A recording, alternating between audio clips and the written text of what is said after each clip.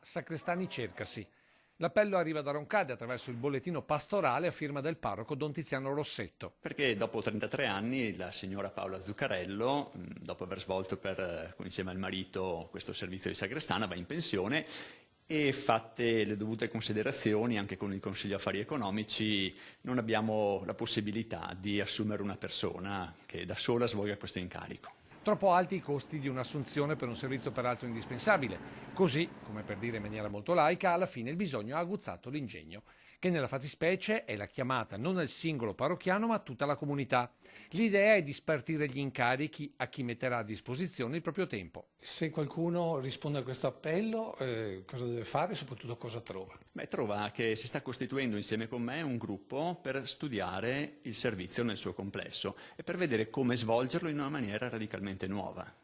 Quindi con una turnazione, con diverse figure che si alterneranno e che saranno poi coordinate come vedremo. Ma per Don Tiziano nuova vuol dire partecipata. Non a caso nell'appello viene sottolineata la volontà di cambiare mentalità, da pretesa di servizio, quasi la Chiesa fosse un ente per il servizio pubblico, a condivisione dove ognuno si prende un pezzo di responsabilità nel mandare avanti la parrocchia.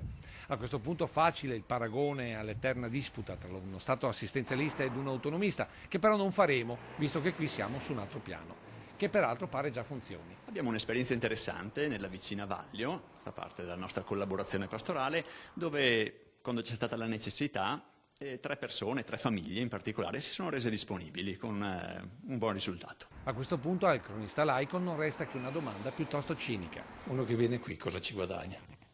Guadagna una cosa molto importante perché si rende conto che una comunità è viva grazie all'impegno di chi ne fa parte e quindi trova una famiglia e la possibilità di inserirsi, dare un sostegno concreto e sentirsi discepolo e crescere anche nella fede.